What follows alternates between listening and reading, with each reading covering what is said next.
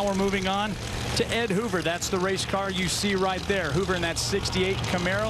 Uh-oh, we got a problem with the 09 Stratus as Pat Musi is having problems getting that car going. Oh, man, that's going to be a tough break because Pat had a very good race car this weekend.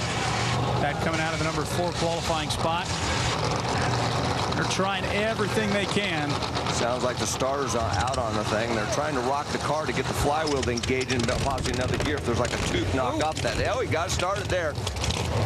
Well, their perseverance paid off because they were rocking that car and got the starter engaged and was able to get it started. But starter Rick Stewart's going to tell them to shorten that burnout because they're not going to want to hold up Ed Hoover any more than they have to. Very short burnout. Meanwhile, Ed Hoover sits and waits on the other side. See Rick Stewart telling him, come on back. Stat guy.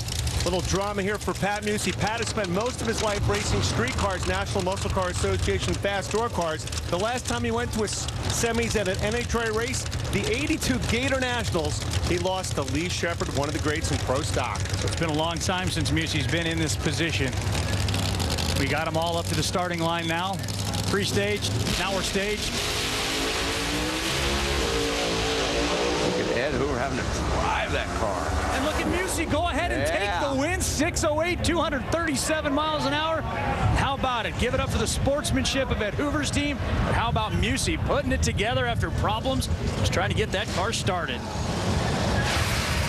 Tell you, that's pretty amazing. Pat Musi, like you said, all the problems. Ed Hoover had the advantage off the starting line by over 300ths of a second. But you saw Ed really having to drive that car. Pat Musi, not the case. That car was straight and true all the way down that racetrack, right in the middle of that lane. Makes a nice pass to advance him into the semifinals. Watch the left side of your screen. Look at that car. Ed really had to do some driving on that initial shift there, and that probably cost him the race. There's the margin of victory at the finish line.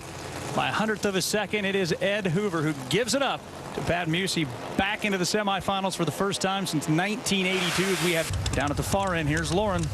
Pat Musi, you had a little problem getting your car onto the starting line. Ed Hoover had to sit there waiting. What was going on?